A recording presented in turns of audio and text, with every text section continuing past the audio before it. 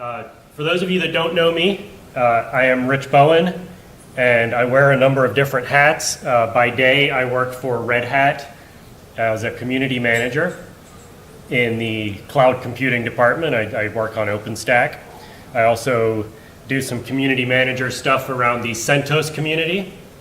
And by night, I am a director of the Apache Software Foundation and do community development things there, including running the ApacheCon conference. Been doing that since about 1999. And the things in this presentation are things that I've been thinking about for the last 10 years or so as I start to get older. And as we start to think about how to continue our legacy on to the younger generation. So we're speaking about immortality. We'll start with someone who is immortal. Anybody know who this guy is? Socrates. That's Socrates. And Socrates is one of the most famous people in human history, and we don't have a single word that he wrote.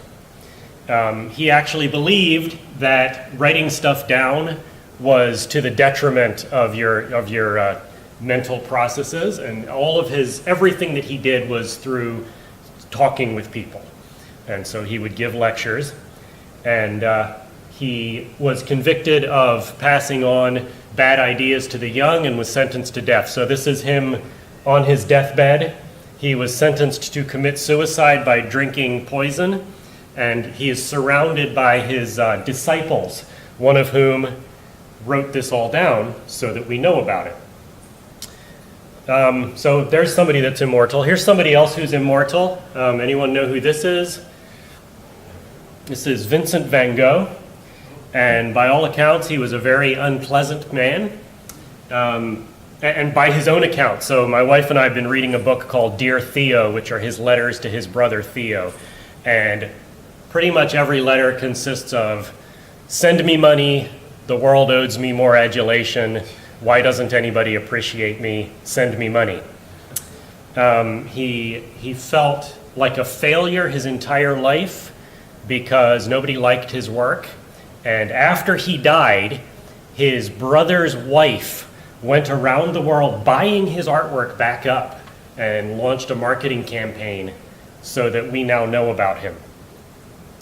He had no success during his life except for a few commissioned pieces. So he also mentored one of my other favorite painters, Paul Gauguin, who is a brilliant artist, and they were close friends. Here's someone else that you may have heard of. This is Echecrates. Have you ever heard of Echecrates? No, you haven't, because he didn't have any interesting disciples, and he didn't write anything down. He was one of Socrates' friends. They were colleagues, and they worked around the same amount of time, the same period of time. He's mentioned in one of Plato's books, kind of as a plot device. Echecrates asks the questions that prompt Plato to tell the story in his telling of the life of Socrates. So, here's what we learned. In order to be immortal, you either need to produce an enormous body of work, like Van Gogh, or you need to leave impressive students who will continue your legacy. Those are your two paths to immortality. Now, the problem with leaving extensive work is twofold. One of them is you have to do the work, so that stinks. The other is, as soon as you stop doing the work, people start to forget about you. Now, if you have somebody like Theo's wife that does a marketing campaign for you, and you have a museum and your work is in the museum, that's wonderful. This painting here is of a guy by the name of Sisyphus. This is a painting by Titian, and Sisyphus, it's all of Greek mythology.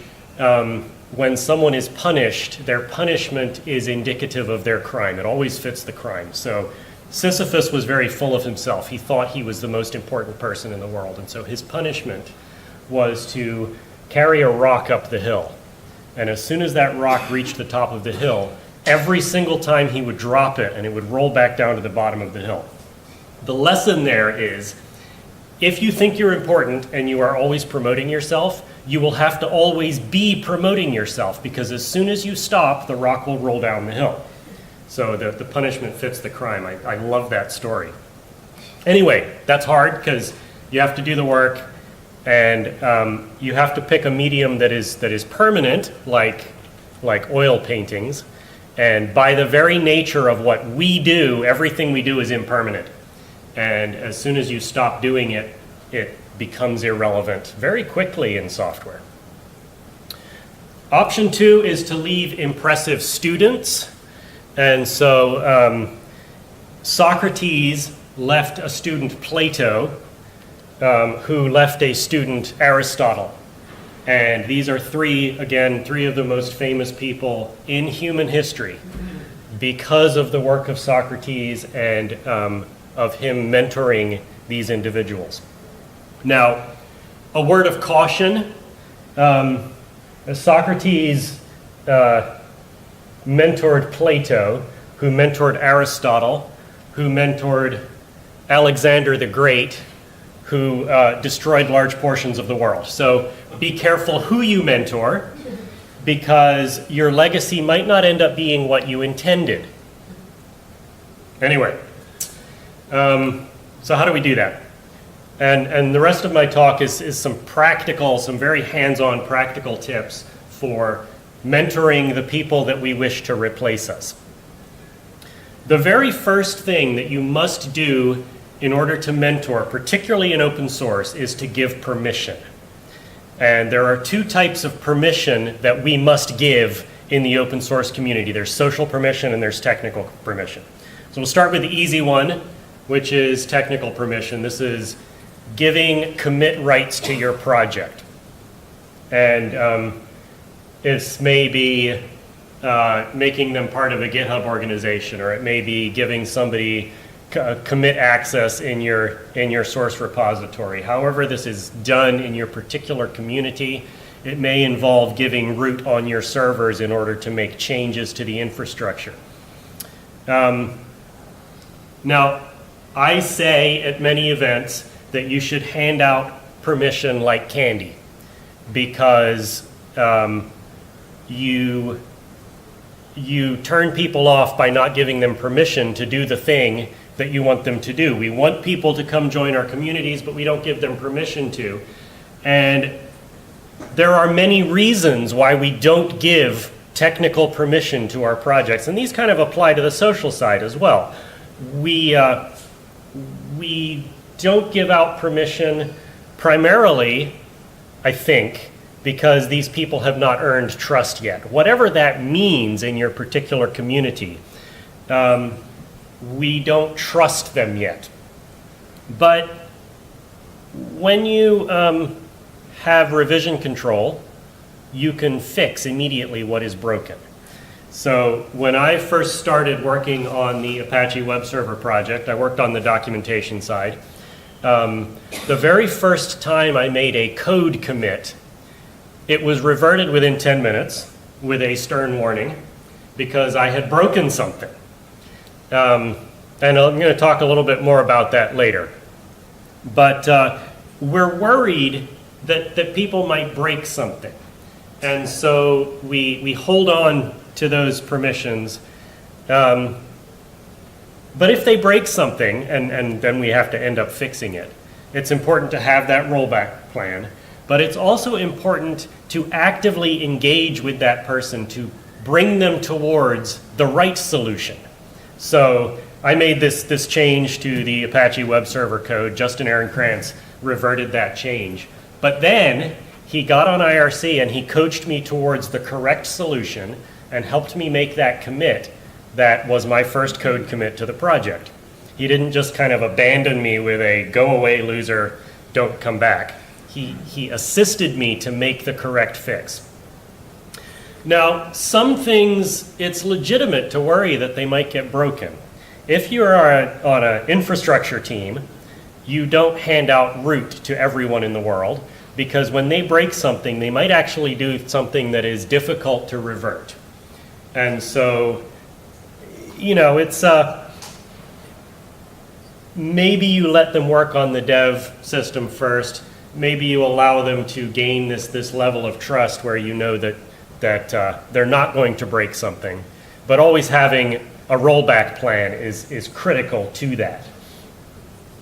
Within the Apache Software Foundation, we have these terms, and these aren't unique to us by any means, but review then commit and commit then review are two ways that projects operate within the Apache Software Foundation. And this simply means whether you allow people to commit code to trunk without it being extensively reviewed.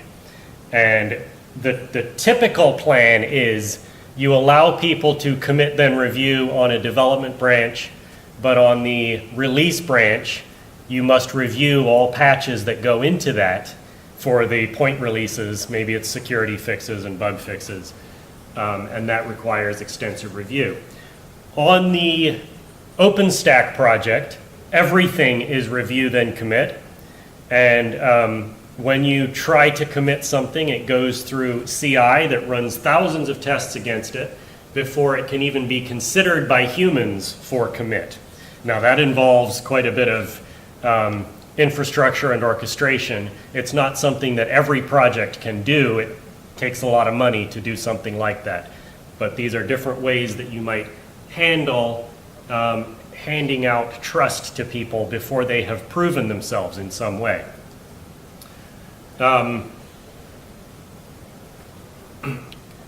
So on OpenStack, when something does fail, you don't simply get a failure notice, you get a detailed log of what failed and why.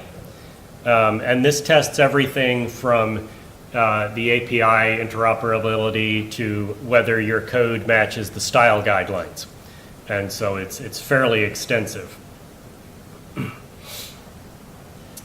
But then once you pass that phase, it does require an extra human step. It requires two people to come forward and say, yes, I approve this, or comment on it if they don't approve it and tell you why it's being rejected. It's not okay to just say no. You have to also give a reason.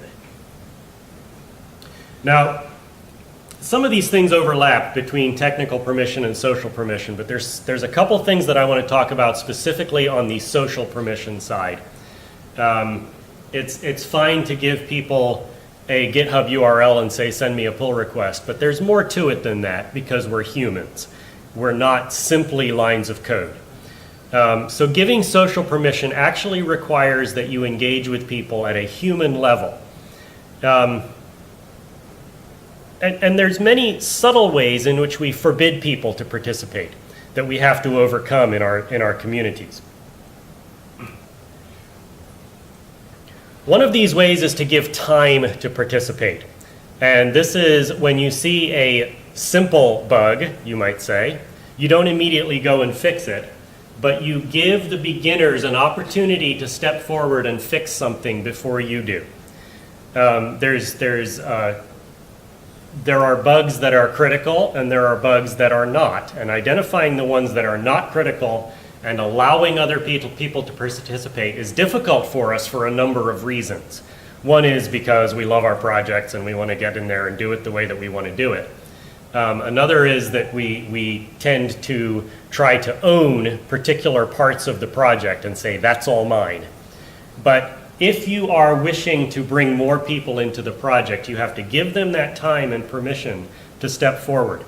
Now, we recently started I guess I have a slide about that in a second. I'll come back to that.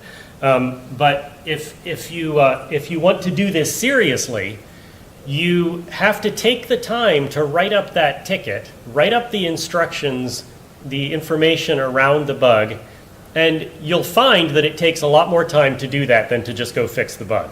So this is something you have to be dedicated to. This is something you have to consider to be important. If you work within a company, you have to have the buy-off of your manager, because you're going to be spending time on something that is not advancing the project in the short term, but it is advancing it in the long term.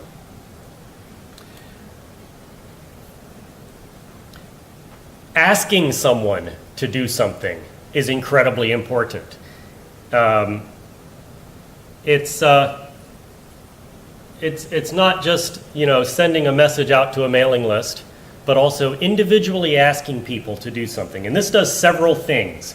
One is that it says that they're allowed to do it. Now, those of us that have been around open source for decades, of course they know this, right? They know that they're allowed, it's open source. But people don't. People don't know that they're allowed to do this. People think that there is an elite group of special people that can contribute to a particular open source project. And it's very intimidating to step forward and make that first contribution for the vast majority of new contributors. And if you don't go and tell them specifically, then we end up replacing our communities with people just like ourselves that are arrogant and full of ourselves and willing to step forward into the fray without being invited. But telling people, identifying in people the skills that we know that they have and encouraging them to participate is absolutely critical to that. It also lets them know that I think that you can do it.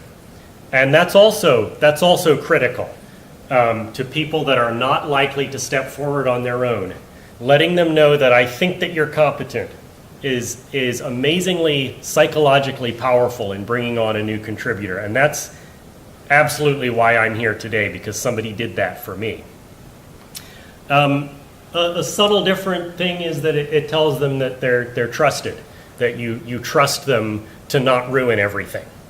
A lot of people that want to participate in open source desperately want to participate, but they think, I'm going to break something critical. And this is particularly true on projects that are perceived as important, projects like, say, Linux or MySQL, or something that if I break something, I'm going to break the world. And we see news stories this week of something that is a significant problem in software that has caused a lot of hardship, and people don't want to be that. But telling them that they are trusted, telling them that we're really counting on them, because if they don't contribute, this project isn't going anywhere. This project isn't going to write itself. And finally, it models the behavior that we want them to follow. One of the most encouraging things in the last few years has been seeing people that I mentored 5 years ago bringing on other people.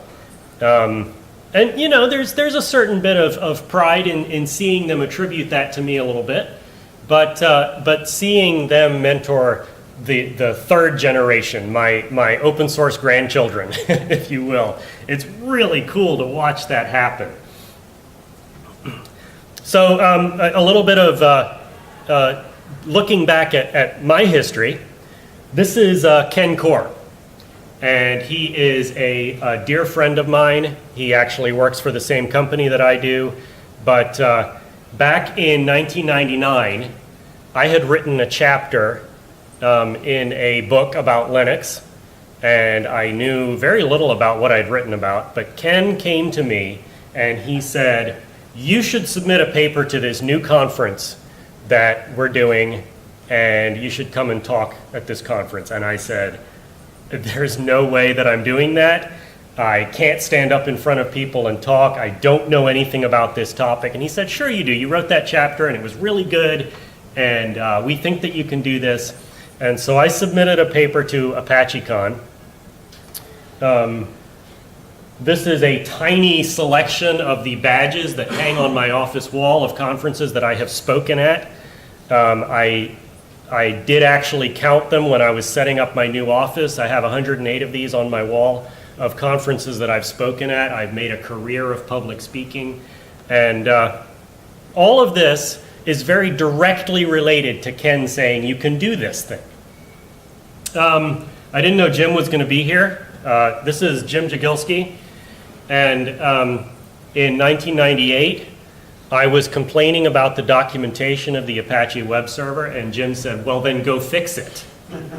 And so I did. I have written a significant portion of the current documentation of the Apache web server. I've written 6 books about it, and do this stand-up routine all the time, all over the world, because Jim told me, go fix it yourself. You have the necessary skills.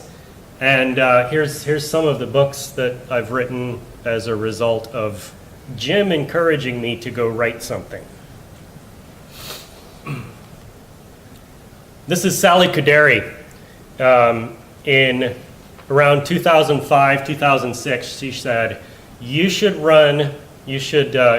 nominate yourself and run for the board of directors of the Apache Software Foundation. We need your insight there.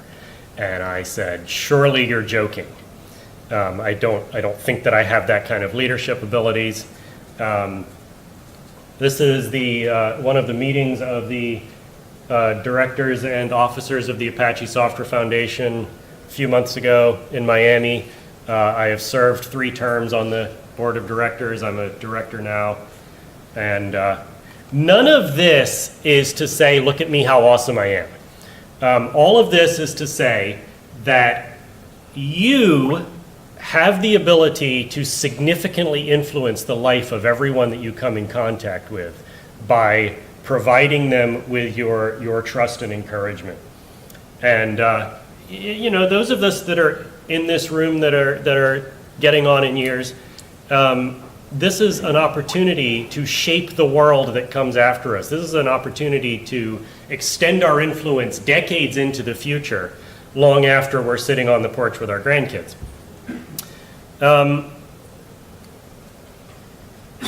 Encouraging people to do the thing that they cannot do creates people that are willing to try anything. That link down at the bottom there, I'll have a URL for the slides later on. This is a wonderful short movie by Casey Neistat, who's a YouTube guy, and it's called Do What You Can't. And it's this beautiful movie of all these people saying, well, when I was in high school, my guidance counselor said you would make a really good garbage man, but they had a vision to be a movie maker, so they went and did it, even though everyone told them they couldn't. And we play that role as respected members of the open source community. We can influence that person who's going to go change the world. So. How to ask. We want to ask people to do things, and here's some of the practical ways that you can do that. Don't go to mailing lists and send out to 5,000 people saying, come help. Rather, identify specific tasks and say, this is the exact way that you can help. Here's the ticket, here's the description, here's the source code that needs this fix, and here's maybe how I think that it could be approached, but feel free to do it your own way. Ask someone to answer a specific question on a mailing list. Again, rather than going and doing it yourself, identify the person that you think might be able to answer it. Maybe it's the person that asked that question to you last week, and you answered it, and then the next time the question comes up, you say, why don't you take it this time? Because you seemed to understand my answer and you went and implemented this thing. Give this person the benefit of your experience. That gives that person a feeling of competence. It reinforces the knowledge that they already have. One of the things that I discovered in several of my previous lives, I was a college teacher for a while, and I found that the very best way to learn a topic was to teach it. And then I became a conference presenter, and the very best way to learn the material was to teach it. And people would come and ask me the questions that I didn't know, and I always count on Jim sitting in my audience, and I would say, I have no idea, ask Jim, and he would answer, and then the next time the question came up, I could answer that. I do that now in my OpenStack work because I don't understand everything, but I defer those questions and then I can answer it the next time. Then another aspect of asking people to do things is to expect them to do it. Don't just say, it's okay if you don't do that, it's not a big deal. Set an expectation. Say, we really need this by the next release, which is going to be the end of next month. We really need this feature in there. We really need this page edited on the website. and here are the standards. Here are the coding standards. You're not going to get away with doing a sloppy job. We'll reject it. These are the standards. People live up to the expectations that you set for them, or down to those expectations. And allowing people to get away with sloppy work just propagates them doing sloppy work. Don't abandon them to the task. So you set expectations of quality, but don't just send them out there on their own. Check back in on them after a few days, halfway to the deadline. Say, how's it going? What can I do to help? Is there any information that you need? Maybe they're feeling nervous about asking because you've given them this expectation and they're afraid that they're not going to meet that expectation. Make sure that you are there to hold their hand, but don't do it for them. Don't interfere with them. Make sure that they understand that if they've got a different idea of how to approach it than you do, that's okay. Allow them to fail. Allow them to pursue that other way of doing it, even if you don't think it's going to work, because maybe it will, and they'll learn a lot from it. And when they're done, don't take any of the credit. Give them all of the credit for what happened. You've already established your place in the community. You don't need to keep claiming credit for things. You are creating the future of the project. Give them the reins, give them the credit. Now, every time that we release software in the OpenStack community, we mention every single person that made a commit to that. And in the last release, there were 1,925 names in that list. And that's important. It's important to tell the world who did the work. It's also important for me, the person that made one tiny change to the documentation, to see my name in that list and know that I am part of something incredibly valuable. It's important for me to see my name on the list of contributors to WordPress, even though the last time I made a commit was 15 years ago. I know that I was part of changing the world in that way. And, you know, again, even if, I'm sorry, are you taking a picture of that? even if you did 75% of the work, still give that credit to that person that did it. Because I don't need that credit anymore, and I can give that to somebody who will now take that project another 10 years when I've moved on to something else. Now, coming back to an earlier point about good starter tasks. Go through your ticket tracker and actively label tickets as easy fix. This is the easy fix tag is something that's come into general use across a number of communities. It's used on OpenStack, on Fedora, on MySQL, on WordPress, and a number of other very big projects use the easy fix tag. And that quickly identifies to beginners. This is a way that you can get involved, learn about the project, get your name noticed by people, and start learning. Forbid the regulars to work on these. Someone that is established in the community is not allowed to work on these tickets.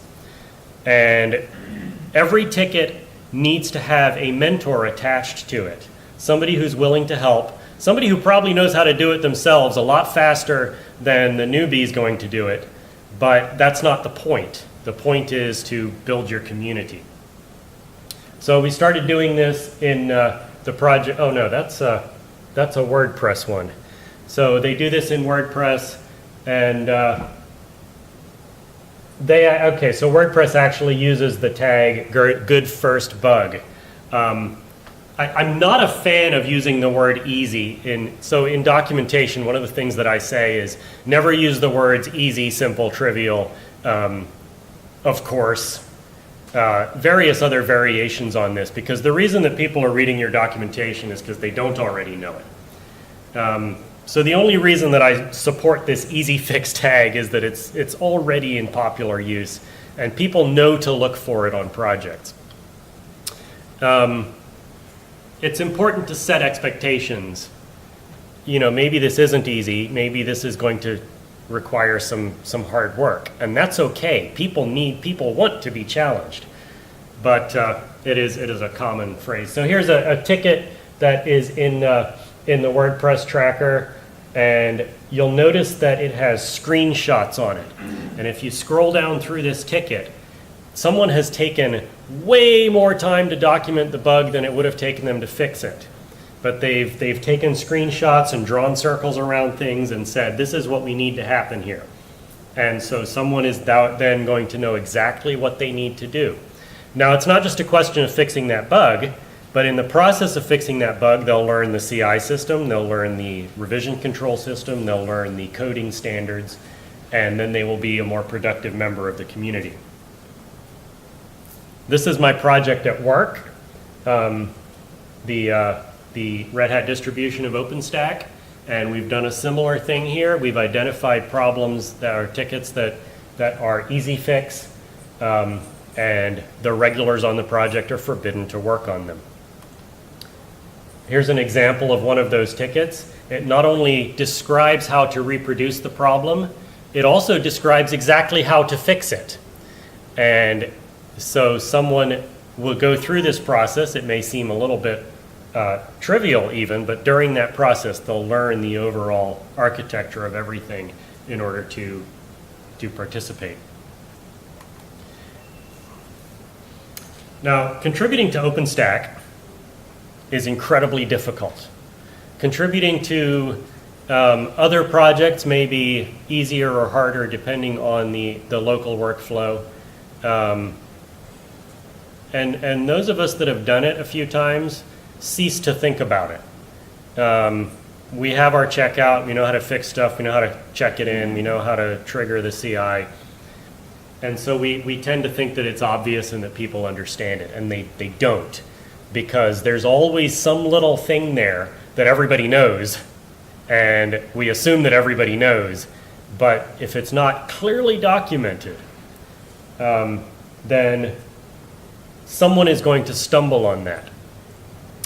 So what I recommend is that you write your documentation, you give it to someone who has never contributed to your project, you ask them to complain about it, and then you fix everything that they complain about, and then you repeat that process forever until it is absolutely clearly documented step by step how to do this. Now, I mention OpenStack because it's just the worst possible case. This instruction list is 27 steps, and I don't think about it anymore because I know how to do things and I've scripted some of it, but the very first time through the process is incredibly intimidating. All right, who should you mentor? So once again, this is Alexander the Great that Aristotle mentored, and he destroyed large portions of the known world. So be careful who you mentor, but who should you mentor?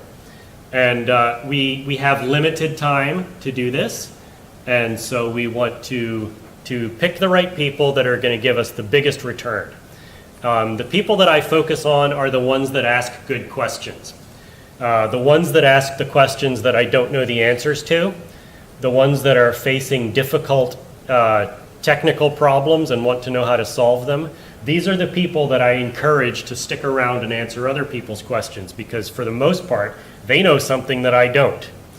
And I want them to be there to answer the next guy's questions. Documentation is the gateway drug to every project. Getting people to document their answers, really encouraging them, now that you've solved this problem, why don't you go write a blog post about that? Maybe fix the documentation that was causing you to have this problem in the first place. And those people start gradually to get more engaged in the project. I also focus on people who argue about how things should be or how things are in the project. So I've been working with the Apache Web Server project for 15 years or so, and people come and say, why doesn't it do this thing? And encouraging them to make that thing happen has been a way that many of the current contributors have come on board. They complain about something, they say, wouldn't it be easy to fix that? And I say, well, I don't know, would it? Why don't you give that a try?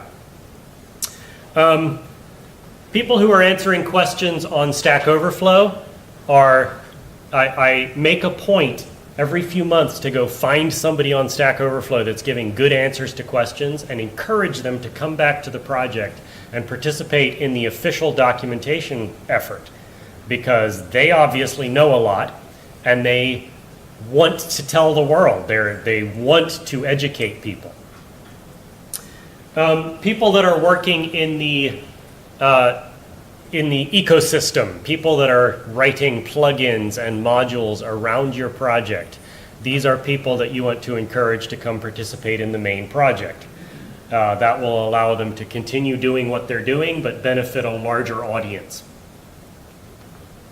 And of course everyone else, but you know, we don't have unlimited time. So being selective about who you monitor, about who you mentor, it helps keep us sane. It helps us be successful and want to keep doing it. And then there are people that we want to avoid. I hate the word mentees. It makes me think of aquatic mammals. Outreach has just come up with a design of mentors and mentees, isn't it? That's wonderful. But yeah, I don't like that word. I don't think it's a new word. But there are specific groups of people that you want to avoid wasting your time on. And that's very harsh. That's very judgmental. But there are people that come to your community for specific reasons that are not beneficial to the project. And so you need to stay focused. Some people just want to pad their resumes. Some people want a quick ladder to success without doing the hard work to get there. And those kinds of people are not going to benefit your project. They're going to drag it down in the long term. Some people want you to do their homework. They come to your IRC channel and they ask a question that obviously sounds like an exam question. And you learn to avoid those things because they are actively trying to avoid doing real work. Now those people need someone to help them in order to have a successful life and career. But spending your project time mentoring people that will eventually harm your project is not a good investment. So I'm coming to the end of my time. I have a few closing remarks. One is that when you are mentoring people for your project, you are amplifying your effort, your impact into the future. It's really important to not simply clone yourself. Too many of our projects in open source have old white men replacing themselves with young white men.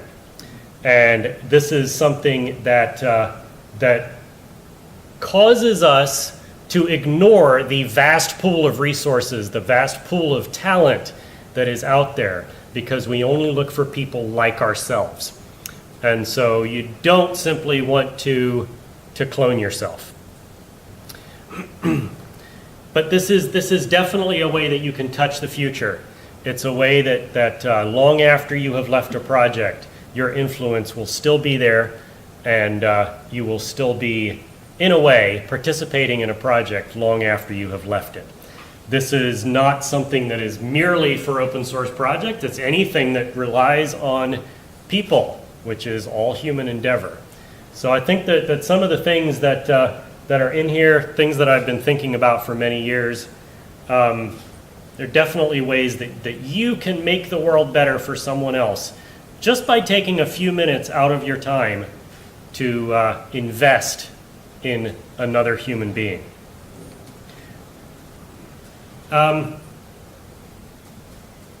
So what do you all have to say about mentoring? What has worked for you all? What things would you recommend that we try?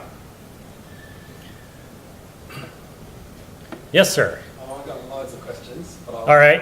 Well, go ahead. I'm coming at it from the other side, from the mentee side. What would you say to, I've had 2 different projects recently, what would you say to the fact that an individual project doesn't need new developers, it needs new good developers?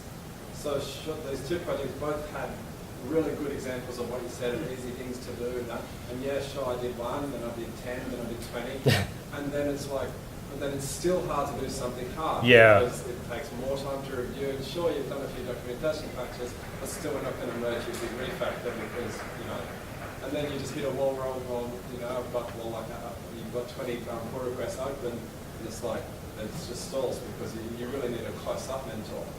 Compose a feature. No. Yeah?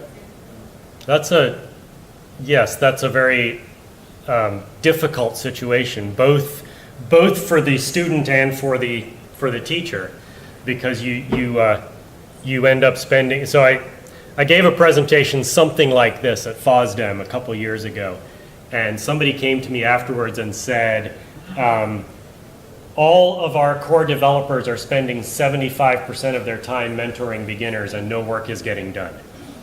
And this, you know, is a real problem. It was severely impacting the project. But, you know, everybody starts at a base level, and it has to improve from there. Perhaps one of the things that could be done is, oh, thank you, I only have 1 minute left. One of the things that could be done rather than simply just tagging easy fix is to have a graduated scale and say, okay, now you've done this category of things, maybe you can graduate to the intermediate kinds of tickets, and leave the senior developers, you might say, to do the more grand vision things, the more completely new development things. Because a lot of us that are working on these projects are not teachers. We do want to encourage people along, but we're not actively instructing. And so, you know, perhaps encouraging people towards actual school instruction of some kind might be a thing that could be done there. But the graduated levels of tickets is something that I've seen done in a few projects, not very many though.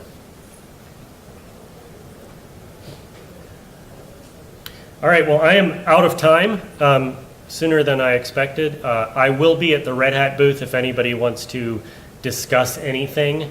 But I'll only be here today because I got to go to some other event tomorrow.